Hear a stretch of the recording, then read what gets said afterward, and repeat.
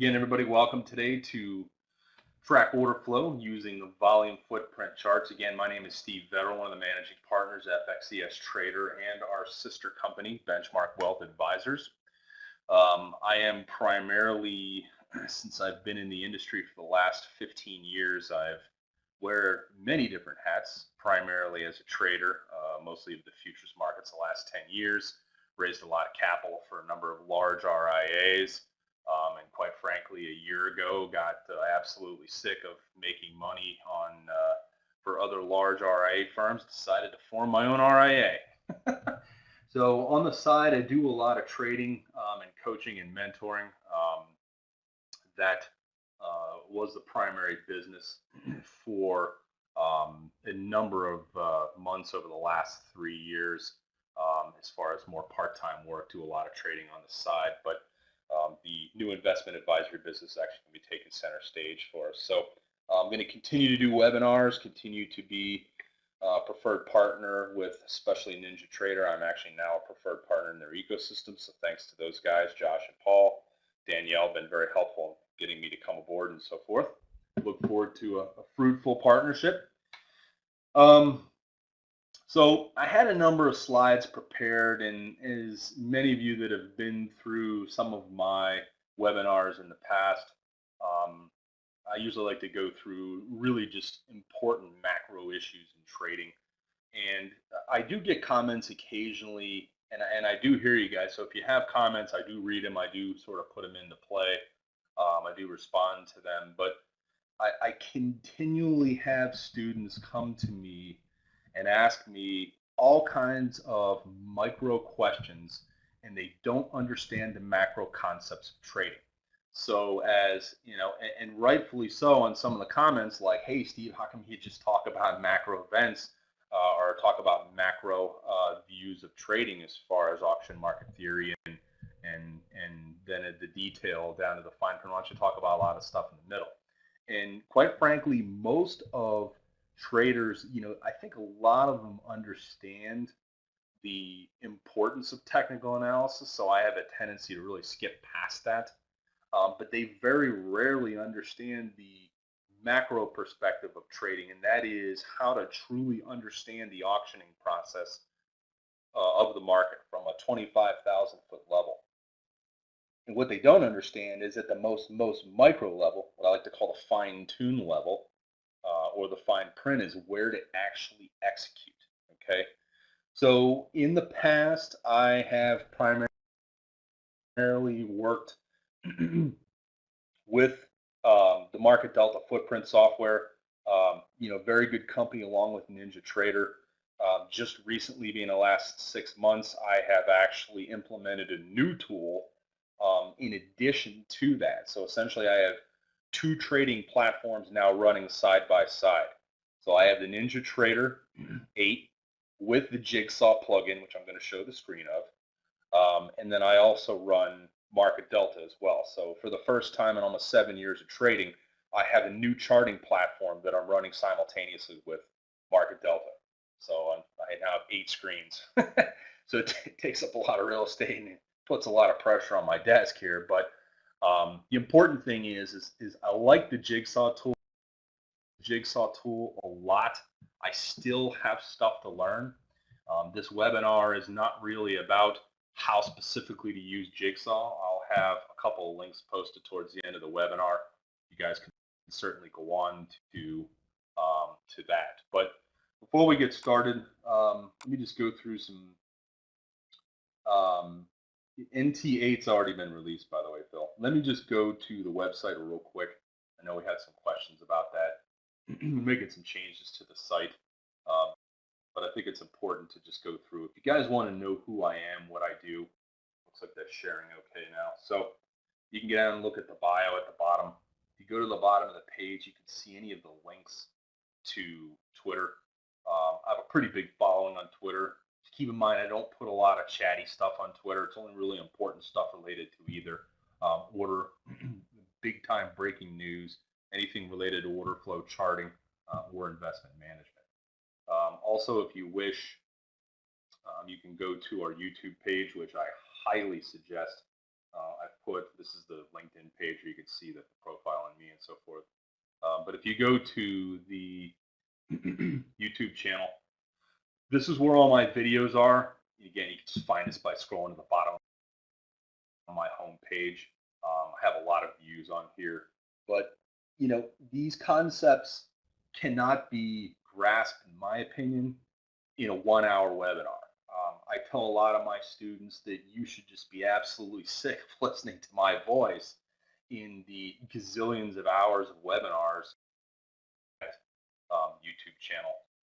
Do keep in mind, as far as the disclaimer, guys, is that futures trading really does have a pretty big loss in it if you don't know what you're doing.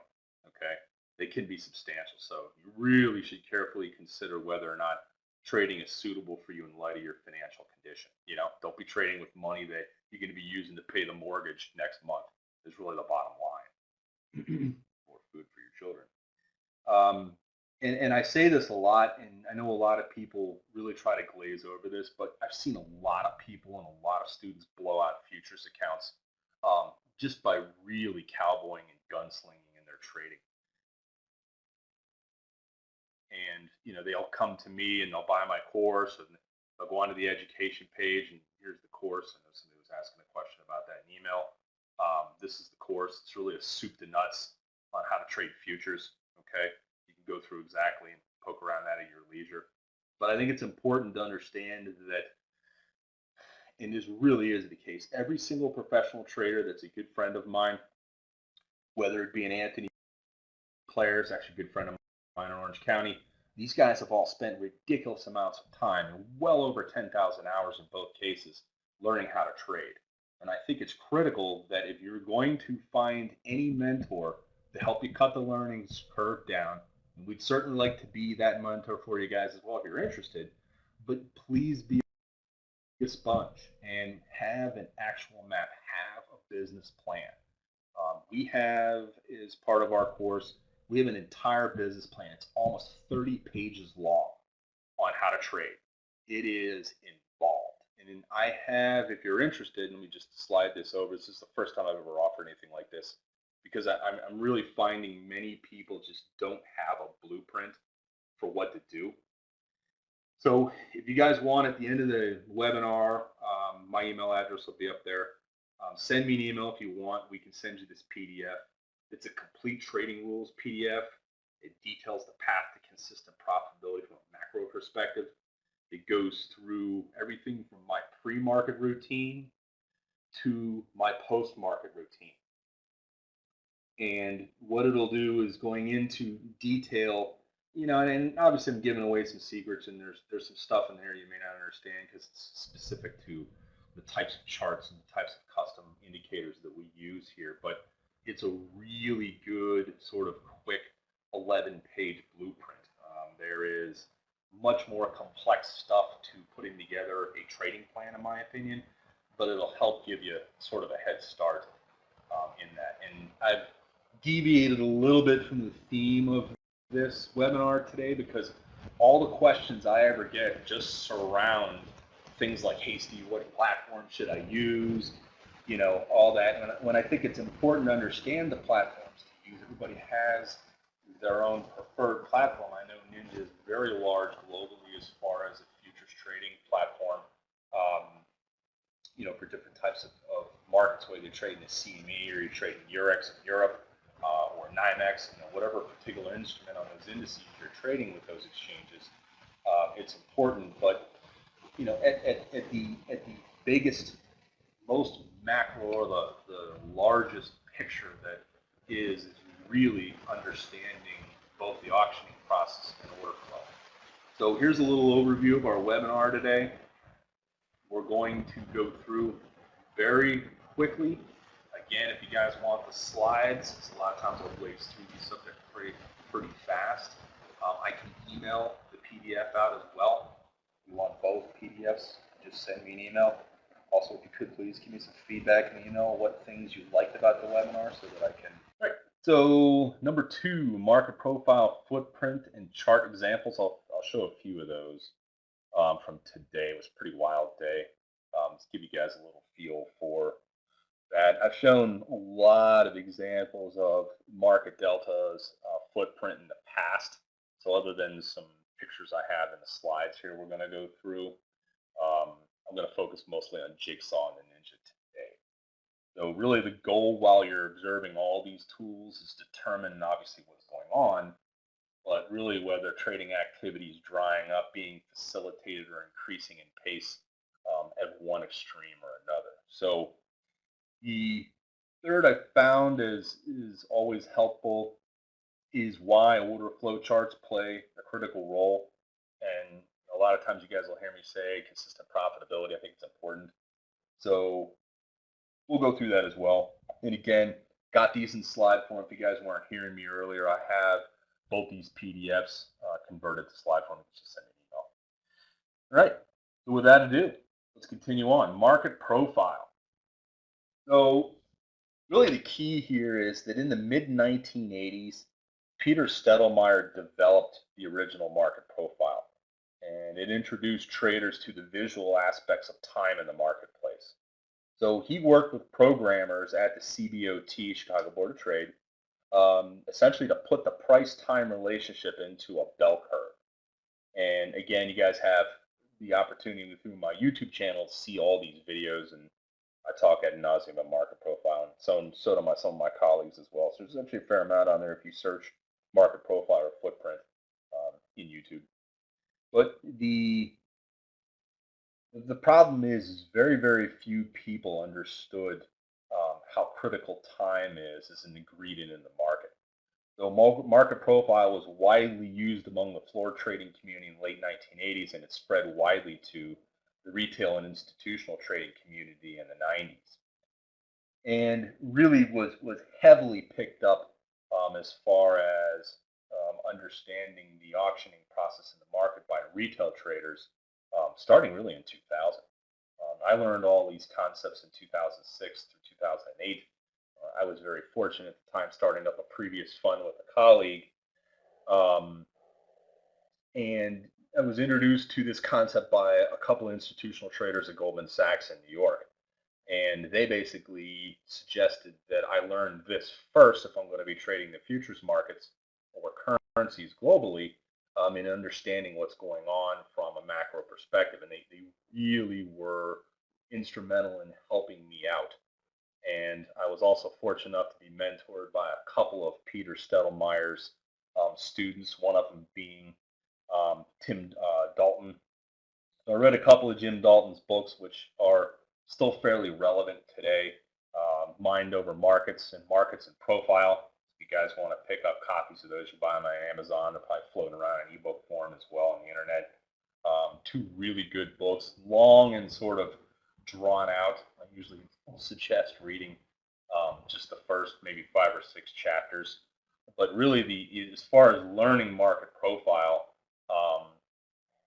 there's a number of different ways to do it. You can go through our course as well. We teach it soup to nuts, but it's always good to look at the teachings of that from a couple of different mentors' perspectives. So really the key thing with market profile is the value area. It's the primary component derived. It's essentially from a time perspective where all of particular price is trading. So really the objective with value is to establish where trading is taking place. And one of the best things about the value area is it's put into a bell-shaped curve. And really the key thing with market profile, and I'm not going to get into charts and all that right now, we're sort of running out of time, but it's a really important tool in being able to see. And I got to tell you, if you were to do, I always suggest to students to do what I like to call a look back or a replay of the previous 5 days or last 2 weeks. I mean, these zones of both point of controls and center points of the profile have really nailed some of these reversals in this market. And it's been just instrumental, in addition to all the other gazillions of technical indicators out there that one can put on a chart from the very big areas of aggregate time and volume that takes place as far as profiling. And a lot of the both high and low volume nodes, volume perspective, not time, absolutely nailed these moves. I mean, look at the low today as a great example of how we just hit. I mean, obviously, it was a big low as of last fall. We bounced around this area and then ripped a lot of the shorts a new one on the way back up, right? But if you look at all the market profile charts today, they were signaling a potential another bounce as well. So as soon as we ripped off today's low, um, we had almost what a 46 point rip off of the bottom, right? That you knew not to really sort of step in front of that, because looking at the order flow today, every time we tick down a couple of ticks, we jump 6. So when I go to show the jigsaw tool, it's going to really show how we were moving on that. But again, you guys can read this slide. But as far as the overview with the profile, you really want to look to see 4 things out of the market, okay? And you want to look to see if there's any responsive selling, okay? You want to look to see if the market is, or the price is trading within a value area, or you want to look to see if we are balancing outside of a value area in any given time. So, but with the profile itself, and this the next slide. This is the 4th area. This is either responsive buying, or responsive selling, or initiative selling. So initiative, really the key phrase there being is that when you sort of have initiative, meaning that wow, they're taking the initiative outside of a given range or a given value area range, and they're still continuing to push past that. That many times will lead to a trend day, obviously, like today, and that is one of the most important things I look to from a macro perspective. Is an example where I will never step in front of the current train. The current train today was up for that particular trend. Now, the market obviously has been in a lot of trend days over the last 6 months, much more so than the previous 6. And that's an important thing to recognize from a very broad standpoint, and what they like to refer to as context of the market. So what is the market trying to do? Are we balancing in a given area? Or are we looking to be initiative and take that away from balance, potentially be a trend day? That, in my opinion, is the single first most important thing that any trader needs to recognize before they look at any other indicator. Okay. So what's a market profile look like? In its very simplistic form, see we have a value area. This is the bell-shaped curve, and then obviously both of it up and above and below that value area. And this is many cases where a lot of the initiative type of movement can take place. So we have different scenarios of where we open up, bounce around inside of value, like scenario 5, open within. I will suggest to students and traders is very simply looking to see what has the market done over the last 5 days or 2 weeks or whatever period you want to measure, but at minimum, the last 5 days. Have we spent the last 3 days bouncing inside of value area highs and lows? Have we spent the last few days trending out of a particular big value area that we spent a lot of time in? And the amount of time that we have spent in those areas is as critical as to potentially forecasting what can happen. I'll give you an example. Let's say we spent the average of 4 days, I should say the last 4 days, average of 4 days, or 4 trading sessions in a particular range. It was a big range. Okay? There is, just statistically, we're looking at probabilities of all kinds of back testing. We introduced before day 5 has materialized as some sort of range bound. We know there's a much higher chance or higher probability of breaking out. So we'd be less willing to hit against a rise, right, in a potential breakout or initiative buying above a given area, then we would looking to short that. We'd be looking to see a pullback after we broke out or slingshot to potentially get long. We really haven't seen too many 3 or 4 day periods of stuck in a particular range. So maybe this particular example hasn't been as relevant to the trading we've done recently. But it is critical to understand that you're constantly thinking about probabilities. So the the value area is really just a price range of a given day. So if we open inside of yesterday's value area, maybe it was, XY at the top. And I'll kind of show you on the chart. I don't have the market delta stuff opened up on this trading system that I'm broadcasting from. It's on my other machine system, so I can't show you that. But if you want examples of how market profile works ad nauseum, just watch some of my other webinars. It's on the YouTube channel or on the Trader Kingdom website, which is redundant from my channel. You'll see a lot of that. So I'm not going to get too much into that today, John. So these are 5 scenarios. There's other kinds of scenarios, but these are the most important. These are the ones you must recognize from a macro perspective first. Teach you context, right? So getting a little more drilling down into order flow, okay? I track order flow 2 ways. I track it using Market Delta's footprint chart, and I track it using the Jigsaw plugin for NinjaTrader, okay? But at its Jigsaw chart that I use, like a dome, they, along with the footprint, combine price with total volume and bid-ask volume. It's essentially an aggregate. It's a different way of viewing aggregate volume. So I'll often be asked, especially by some of my friends out here in wine country, down here in Southern California.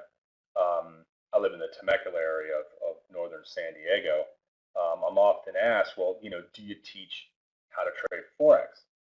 And I'm not a fan of Forex. I'm not necessarily against it. It's just there's, from a volume and a time-based profiling perspective, you really need, if you want to be or focus on what I feel is the most important, you have to find a particular instrument or contract or a security that trades somewhere as a centralized exchange with an aggregate volume. So I prefer, just personally, that students learn trading ES first. So if you're overseas and you can't necessarily, be awake during the U.S. market times, then you're obviously at a disadvantage, in my opinion. And everybody's got their opinions of that, so this is obviously mine. And that is really from years of seeing students really messing around with oil and all kinds of crazy currency pairs in Forex, or at the very minimum, take a look at the ES, maybe learn to trade with the ES. You're welcome to use almost every concept that we teach and I'll talk about today to trade the DAX as well on your X and to trade oil. Problem is those movements of those other contracts are much greater. Well, maybe not recently, it's been wild, but much greater historically. They have a much higher tendency to be a widowmaker of your futures account. So that's why we usually have every client start off trading the ES. And quite frankly, there's been plenty of movement, guys, on the ES. So a lot of I actually disagree with that. There's been plenty of movement.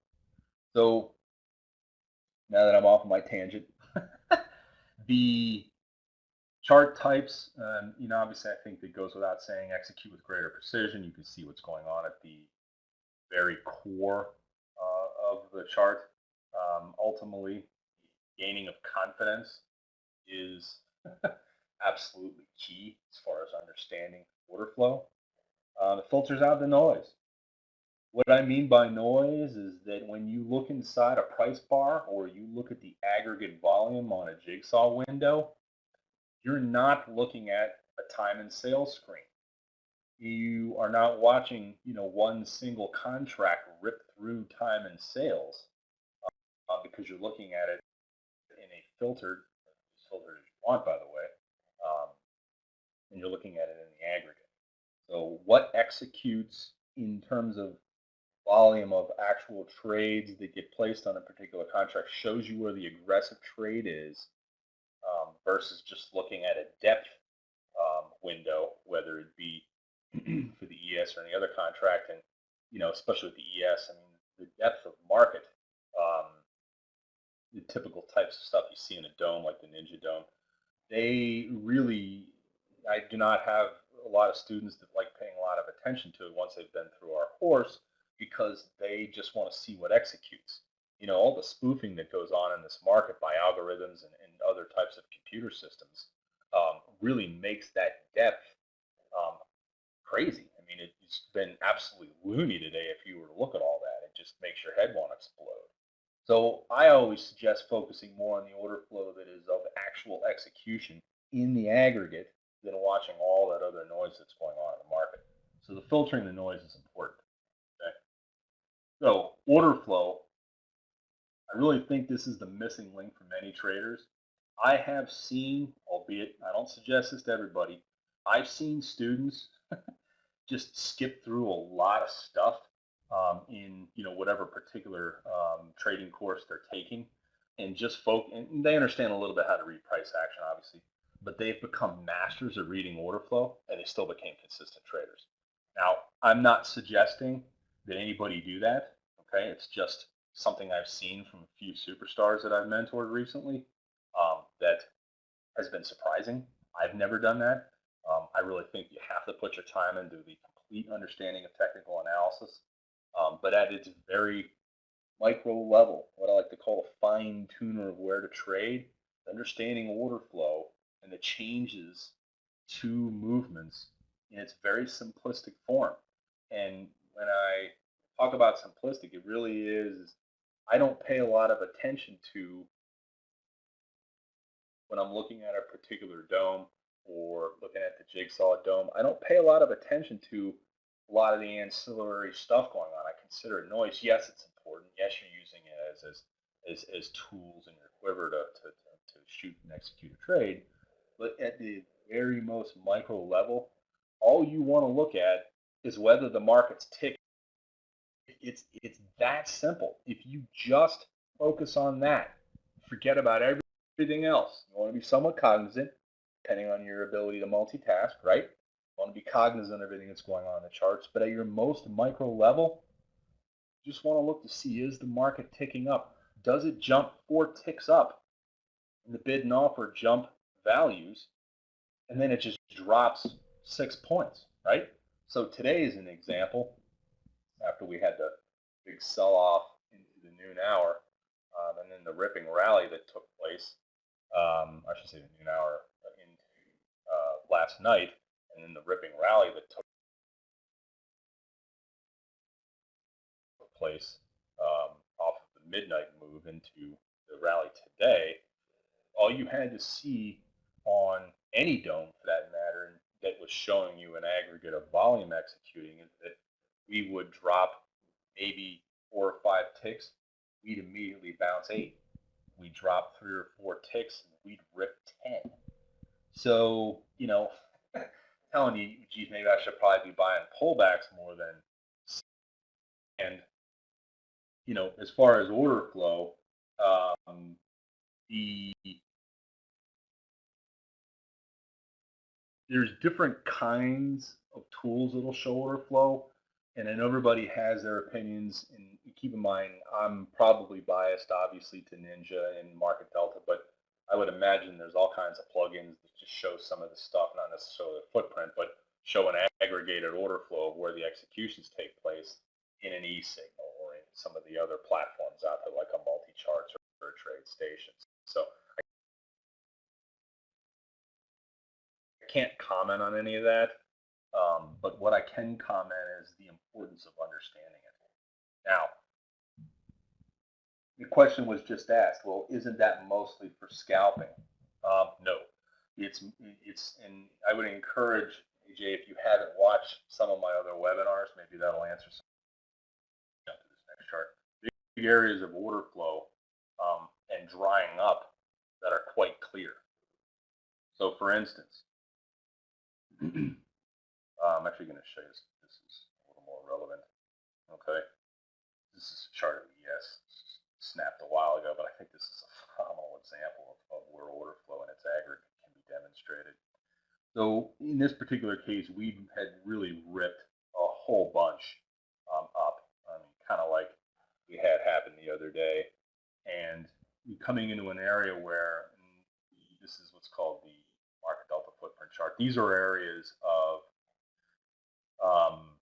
and this is a footprint, so this is everything that's executing in the aggregate at that given time in the ES on the CME markets exchange. So when we came up to, which was like 1750, I should say 1700 and few ticks above it, we were running into an evaporation in orders. No more lifting of the offers going into this spot. So we had two order imbalances of over 10 to 1. Which is something I will look for at the top of a particular area. And this was obviously a century mark in ES, so that by its very nature has a lot of support and resistance importance to it. But just, I mean, literally the lift that came into this area was nuts. It must have been like 25 cars or 25 points that just ripped up, and we came to this area. So showing that we're really drying up on the order flow. And then every time we come back up to a given area, we have less volume going off. So no order flow essentially going off at the top, two sell side imbalances showing up in a row. Then at this particular point of the second imbalance, is that automatically signaling to us that there's going to be a big reversal like there was? No. So, you have to use your best judgment that, you really have to look at the probabilities at this point. And if you were to put on a trade, and lucky enough, I only got a real partial fill in a small trade I put on here, but it paid quite nicely, and I held the trade. So the footprint and a lot of the order flow can be utilized for not only where to execute a long or short trade, but how to manage the trade, especially if you have any runners you're trying to get off much lower. Every time it rotates back up or down, it's giving you clues as to its movement. So we had a huge sell-off on the footprint, bounced around for a while, came back up towards the important area of sell-off, and look what happened. Same thing. This was over a 10 to 1 sell side imbalance. And I'm not going to get into the details, you guys, of explaining how to use the software. I mean, it literally could take another hour easily. But I just want to give you enough to be dangerous and encourage you to watch more webinars and stuff. We'll take our course. Well, looking at this particular lift, over a 10 to 1. For those really knowing how to see this, came back up to closer to 1700. Yes, if you were picky, you would not have even got an execution to re-short unless you were looking at this and you saw that big sell side imbalance hit. You're thinking, geez, I may have another shot to get another ride on this. Sure enough, another 10 points came from it, depending upon whether you executed in the trade or not. So this can be a very powerful tool that you use correctly. Keep in mind, guys, I will answer all these questions I see coming through. So have some patience. I just want to show you. So here's another example. This was more of a heads up. See, we came up to these areas. We had 1, 2, 3. And I'm not going to use a drawing tool because it's kind of hard to erase it. But we had 3 sell side imbalances show up at the top of each of these bars. And the sell side imbalances were giving us a clue that maybe we are topping out. And every time we came back up to this 1682.50 range, sort of went up and ran all the rest of the stops, and then look at the size of the order that went off. Boom, that was it. Like almost like a crescendo move. And then we had called an order imbalance show up at the top of the next one. Went up and tested that. Oftentimes, if you have any kind of number that's not a zero by something else, it can be a heads up to an auction at that particular point. Oftentimes the market will go up sort of the magnet, if you will, in this area to try and complete what I was viewing at this point to be an auction. We came up and sold off again all the way down 16.8. The other example of this is a reversal pattern.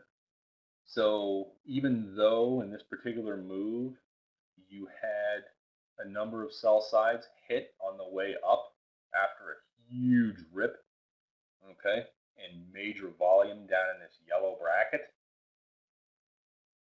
kind of reversal.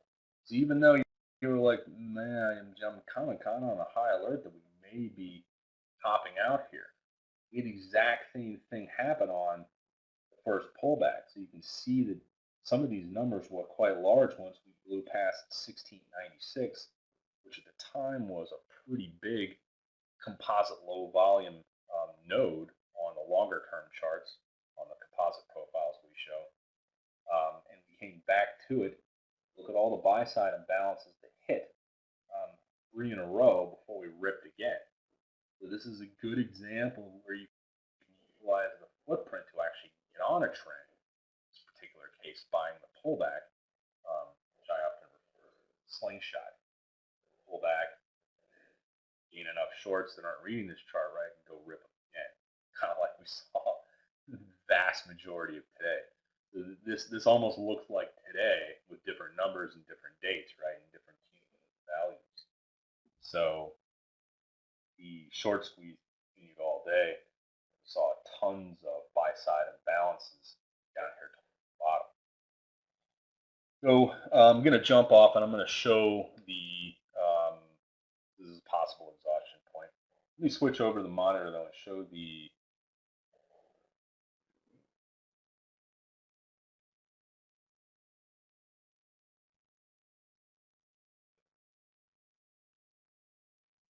Alrighty, looks like you guys can see this. All right, this is NinjaTrader with the Jigsaw plugin. And essentially, we're looking at this in the aggregate, just like we did on some of the previous slides. This is a live sort of snapshot. Market's closed here for a little bit while CME updates her computers and so forth, so trading will turn back on here. But this is a snapshot of what took place today in a 30-minute chart. Okay, and I will look at 30-minute charts a lot because that's how the time price opportunities from a volume or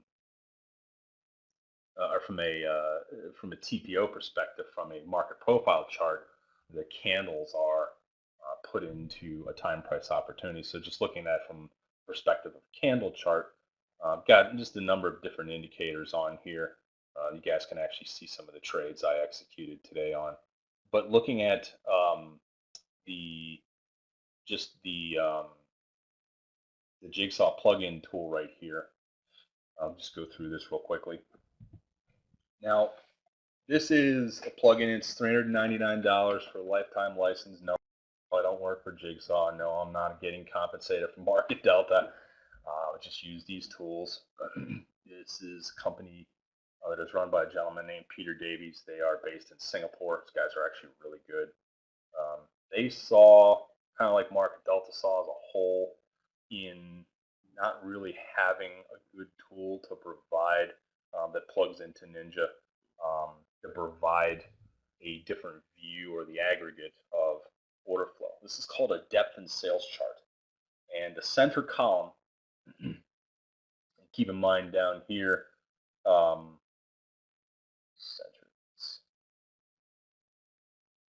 so the center column is where the execution is taking place on both sides of the market.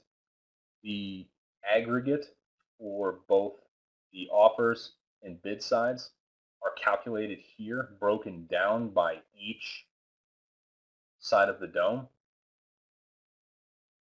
And this is just for each, both the bid and the offer.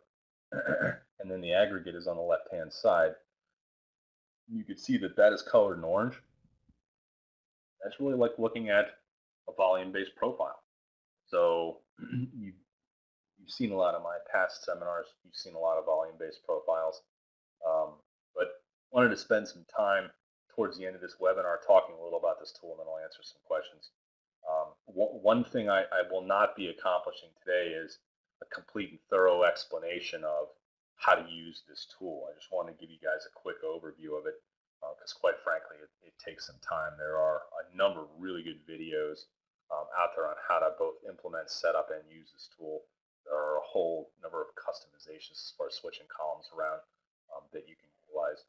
I'll be honest with you, there's a couple of custom ones I've seen that I'm going to try and get the code for from Peter that I like better than this layout because I think that you keep in mind the market's closed, so both in the blue and red column, you're not seeing any of the depth of the market right now. There's no live feeding coming in for that. But live feeds, you'll be seeing the depth of the market. So unlike many domes out there, not only can you see aggregate volume in both the sides of the market, buy and sell, you can see it as a total. So if you were to take these two numbers in this particular case, I don't know if you can see this, but this is a 15,267 contracts plus 13,618 total traded at this category. And keep in mind, this is volume just as of today. You can clear this dome out at any time, and you let it continue to total up. But I choose to just look at the volume just for the RTH session, which is what this is showing. This is the total. So you can look to see where are the pockets where not a lot traded, right? Almost like an intraday composite low volume node, right? Or you can look to see where a lot of volume executed. 1350 is an example. And if you go up and down, you can see how that changed. Now the value area, look how big it is today. It's the orange area. 1975 all the way down to 1886. I haven't double checked this against my other market profile charts. Sometimes that can be off if you have different chunks of data coming in. So if you want to do a reload or a historical reload, a backfill, you can double check that. But you can actually set up where the value areas are.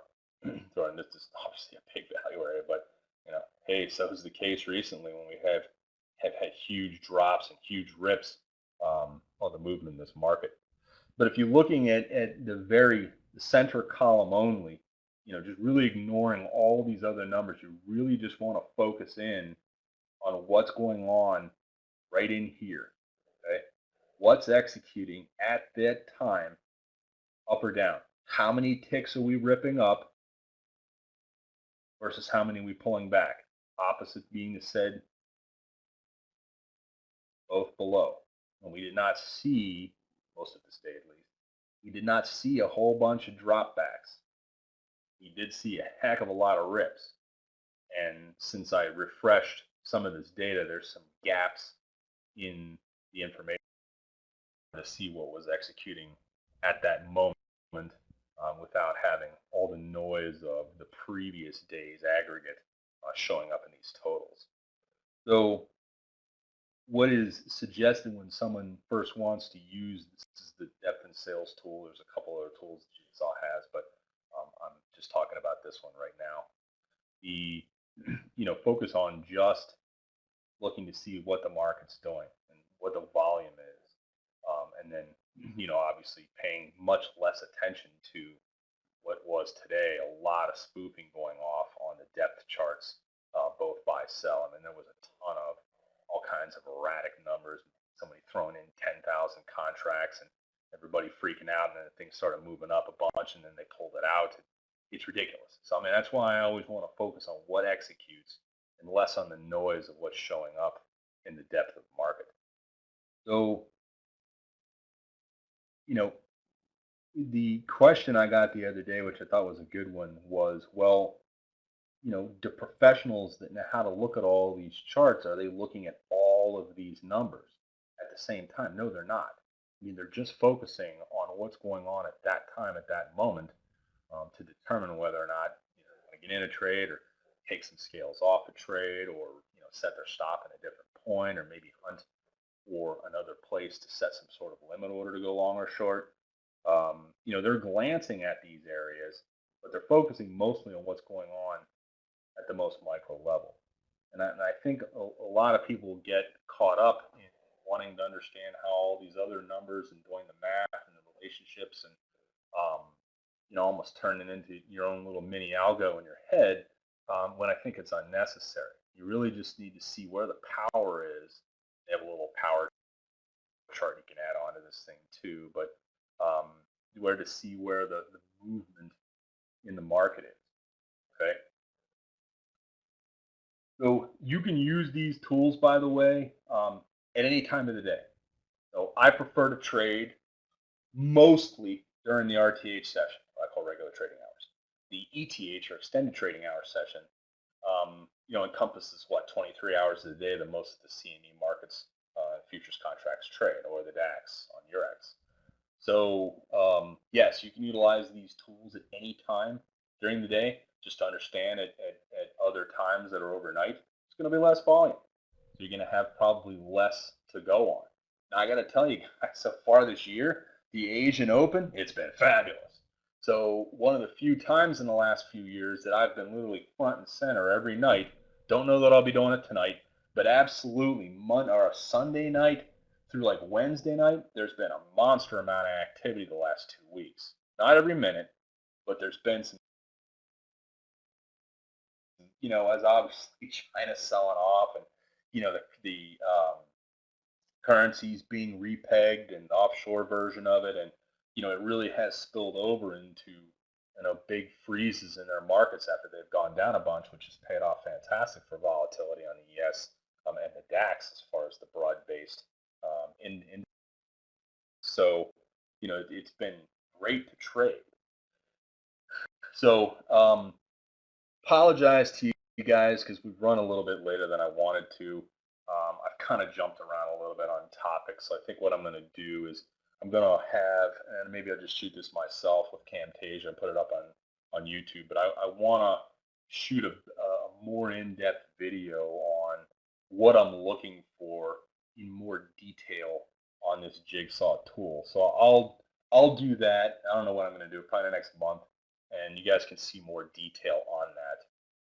But I'm going to continue my learning curve on this tool and hopefully be a master of this tool in the next few months, and be able to present some of that to you guys. So let me just do this. Let me take a quick gander through some of the questions here. Running low on time.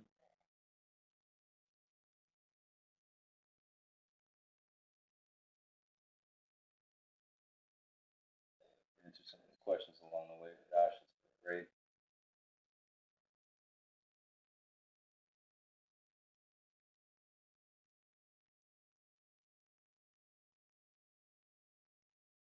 So did I clear up your questions, Al, about the volume profile, market profile, and order flow? Which is which? What you're looking at right now is NinjaTrader 8 with the Jigsaw plugin.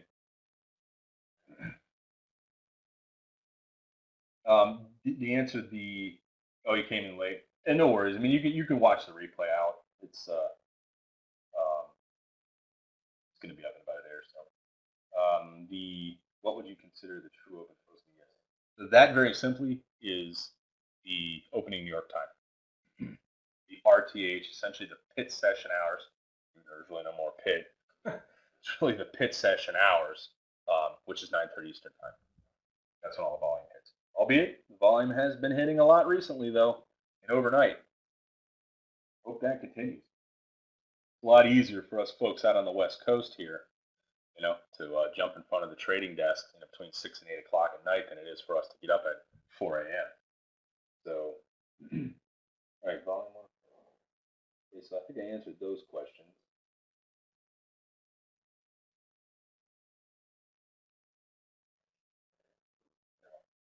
All right, switch over to that.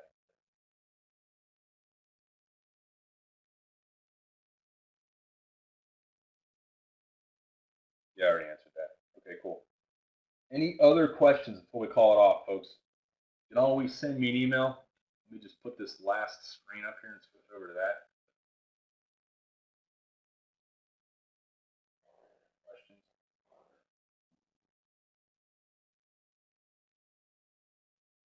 Yeah, there we go. So, 7 key elements to consistent profitability. This is broken out in much greater detail in the PDFs that I have. Want to send me attention commitment, obviously. Look at the commitment professional athletes put out. It's tremendous. You got to think positive. Don't fight the market. Today is a great example. If you have a short bias, today was not your day. Don't fight it. Ride it. Do focus on being right. Don't focus on your P&L. Risk, obviously. Don't trade too many contracts if you need to use the money for other stuff, or if you have a gunslinger mentality, had a winning month, quarter, year, whatever.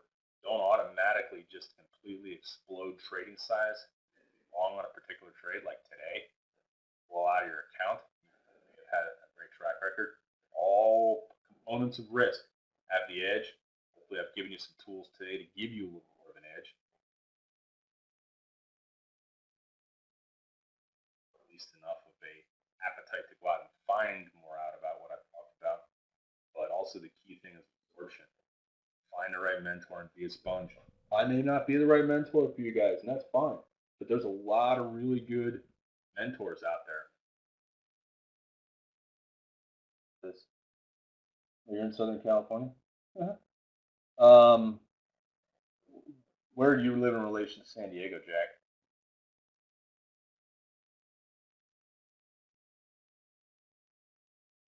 If you want, just send me an email. You can call me either way.